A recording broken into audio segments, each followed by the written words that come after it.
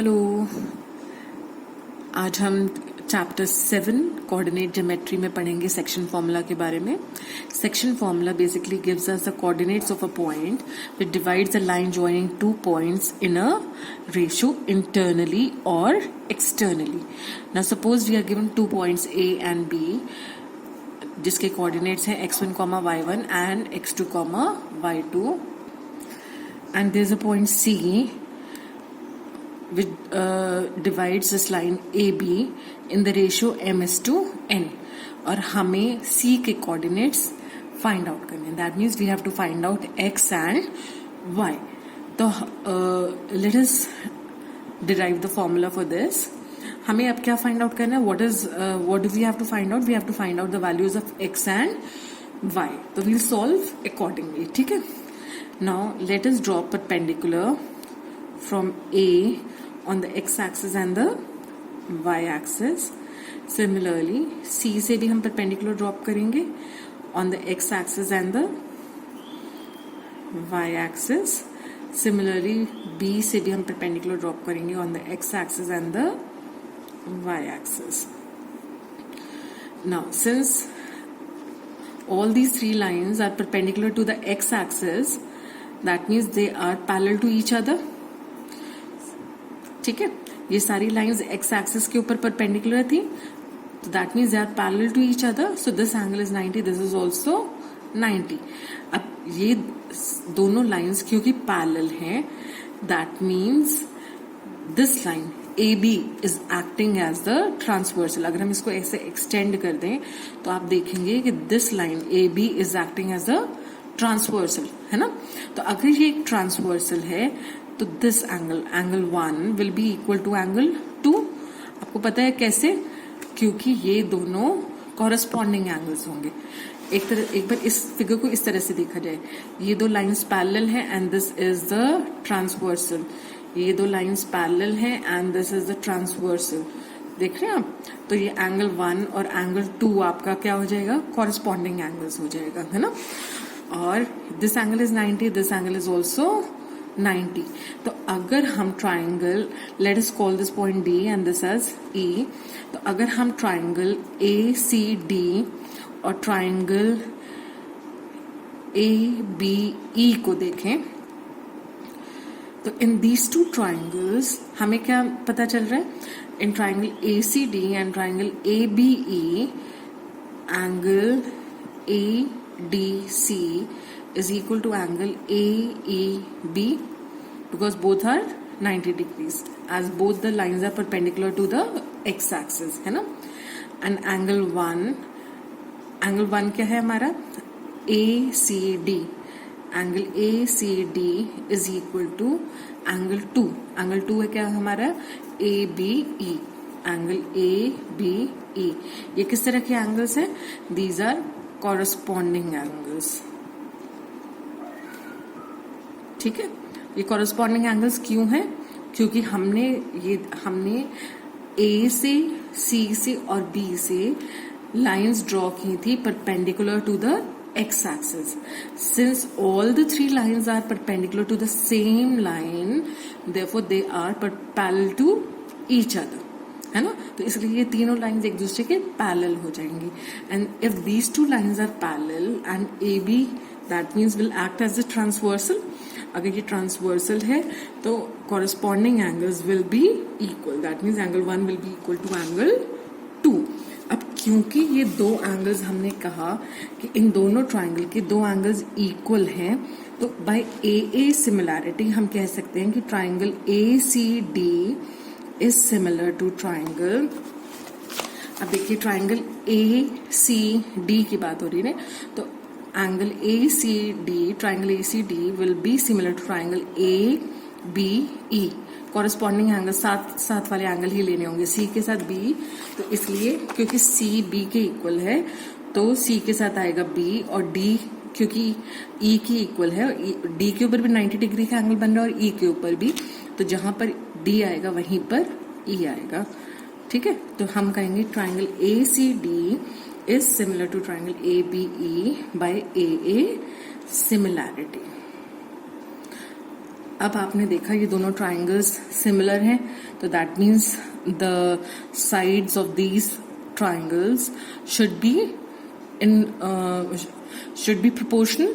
तो आप कह सकते हैं कि AC upon AB is equal to CD upon BE is equal to AD upon AE. ठीक है.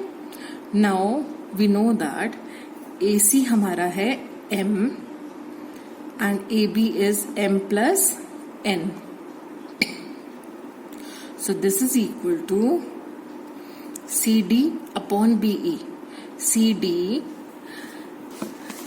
अगर आप यहां से CD की वैल्यू फाइंड आउट करें तो CD आपका CD निकालने के लिए आप इस पूरी लेंथ में से ये वाली लेंथ माइनस कर देंगे तो आपको CD मिल जाएगा. और ये पूरी लेंथ है Y, क्योंकि हमने इसका कोऑर्डिनेट क्या माना है x, y. तो ये पूरी लेंथ आपकी y है और ये लेंथ आपकी कितनी है x1. क्योंकि ये लेंथ x1 है तो ये लेंथ और ये लेंथ भी बराबर है, तो ये लेंथ भी आपकी x1 ही होगी. तो अगर हमें CD पता लगाना है तो CD की जो लेंथ होगी, ये वाली length will be y minus y1. तो आपके पास CD की लेंथ आ जाएगी y माइनस y1. BE आपका कितना है? BE आई होप आपको समझ आ रहा है कि हम क्या कर रहे हैं. आपको पता है B की x एक्सिस से जो पूरी दूरी है दैट इज y2, है ना, क्योंकि ये जो डिस्टेंस है this is equal to this. और यहां पर आप देख रहे हैं इसका y एक्सिस के ऊपर रिफ्लेक्शन क्या आ रहा है? y2. यहां अगर हम कोऑर्डिनेट्स को लोकेट करेंगे तो y2 यहां पर आएगा और यहां दिस पॉइंट इज x2. इसी तरह से अगर हम इस पॉइंट को लोकेट करेंगे तो this distance, this point is y, इसका y एक्सिस पे reflection is y and x axis पे रिफ्लेक्शन इज x. इसी तरह से इस पॉइंट का y एक्सिस पे रिफ्लेक्शन इज y1 और x एक्सिस पे रिफ्लेक्शन इज x1. तो अगर हमें BE फाइंड आउट करना है तो BE इस पूरी लेंथ में से अगर हम ये लेंथ माइनस कर दें तो हमें BE मिल जाएगा, है ना. इस पूरे में से इतना निकाल देंगे तो ये बच जाएगा. अब ये पूरी लेंथ है y2. इस पूरी लेंथ y2 में से हम ये माइनस कर रहे हैं, y2 में से y1 माइनस कर रहे हैं. ठीक है. तो हमारे पास आया y2 minus y1. So this is BE. This is equal to AD. AD कितना है हमारा? इसी तरह से AD आपको निकालना है तो ये पूरी लेंथ में से AD का रिफ्लेक्शन ये है ना, तो इस पूरी लेंथ में से अगर हम ये लेंथ माइनस कर दें तो ये बच जाएगा हिस्सा और ये इसके इक्वल है AD के. तो ये total length is x, total distance is x. उसमें से हम ये वाला डिस्टेंस माइनस कर देंगे तो हमें x माइनस x1 मिल जाएगा. और ये क्योंकि x माइनस x1 है तो AD भी हमारा x माइनस x1 होगा. तो AD की जगह हम लिख सकते हैं x minus x1. Similarly AE हमारा क्या होगा? AE के अगर हम रिफ्लेक्शन x एक्सिस पे देखें तो आप देख रहे हैं कि ये टोटल लेंथ x2 है. उस टोटल लेंथ x2 में से अगर हम ये लेंथ माइनस कर दें x1 तो हमें ये वाला रिमेनिंग हिस्सा मिल जाएगा. इस पूरे में से ये माइनस कर दें तो ये बच जाएगा, है ना. तो इसकी लेंथ हो जाएगी x2 minus x1. So this is x2 minus x1. लेकिन हमारा टास्क है C के कोऑर्डिनेट्स फाइंड आउट करना. That means we have to find out x and y. So let us solve this one by one. तो हमारे पास है m upon m plus n is equal to y minus y1 upon y2 minus y1. ठीक है.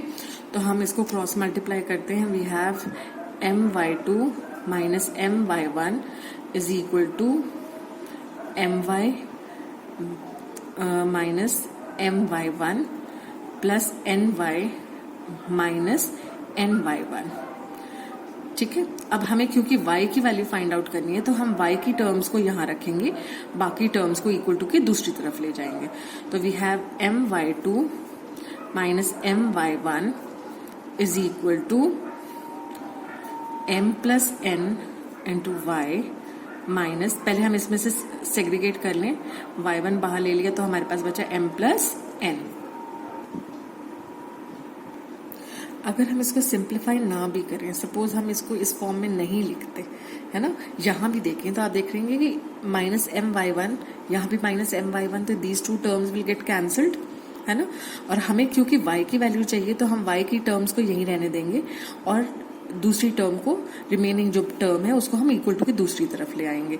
तो we have m y two minus n y one, इधर आकर क्या हो जाएगा plus n y one is equal to m y plus n y. So this is m y two plus n y one is equal to m plus n into y. Y हमने common ले लिया तो यहाँ m plus n बच गया, है ना।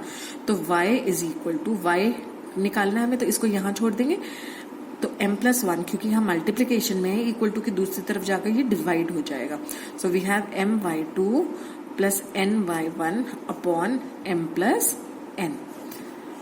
This is the formula for finding out the y coordinate. इसी तरह से जब हमें x कोऑर्डिनेट फाइंड आउट करना है तो हम क्या करेंगे, हमारे पास यहाँ पर दिया हुआ है m upon m plus n is equal to, अब हम इन दोनों को ले रहे हैं, ठीक है। So this is equal to x minus x one upon x2 minus x1।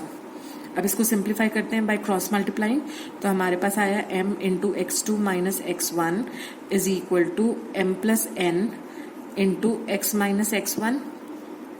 So this is m x2 minus m x1 is equal to, पहले m इन दोनों से मल्टीप्लाई होगा तो आपके पास आया m x minus m x one, फिर n इनसे मल्टीप्लाई होगा तो n x minus n x one. तो अब आप देख रहे हैं कि ये माइनस एम एक्स वन, यहाँ भी माइनस एम एक्स वन, तो these two terms will get cancelled. तो आपके पास बचा m x two is equal to m x plus n x minus n x one, ठीक है। अब x की टर्म्स को यहीं रहने देते हैं और बाकी टर्म्स को इक्वल टू की दूसरी तरफ ले आते हैं। तो हमारे पास आया m x two minus n x one, इधर आया तो क्या हो गया n x one is equal to m x plus n x, ठीक है। अब m x two plus n x one is equal to, इसमें से x कॉमन ले लेंगे तो अंदर बचेगा m प्लस n, तो x will be equal to m x two plus n x one upon m plus n। तो आपने देखा कि ये जो पॉइंट C है, पॉइंट C जिसके कोऑर्डिनेट्स x और y हमें निकालने हैं, उसको निकालने का फॉर्मूला है m x two plus n x one upon m plus n, और y की कोऑर्डिनेट निकालने का तरीका है m y two plus n y one upon m plus n. तो जब आप फॉर्मूला रिलेट करेंगे तो आप, if suppose a is x1 comma y1 and b is x2 comma y2, और आपको c के कोऑर्डिनेट्स निकालने हैं, या कोई भी एक पॉइंट जो इसको m/n की रेशो में डिवाइड कर रहे हैं उसके कोऑर्डिनेट्स निकालने हैं, तो आप क्या करेंगे, c के कोऑर्डिनेट्स विल बी, यह मैं लिख रही हूँ, c के कोऑर्डिनेट्स जो x कॉमा y हैं वो आप कैसे फाइंड आउट करेंगे, x will be equal to m into x2 plus n into x1 upon m plus n। इसी तरह से जब आप y कोऑर्डिनेट फाइंड आउट करोगे तो वो हो जाएगा m into y two plus n into y one upon m plus n, m into y two plus n into y one upon m plus n। इसी तरह से x हो जाएगा m x two plus n x one upon m plus n। I hope ये आपको समझ आया है ना। Thank you.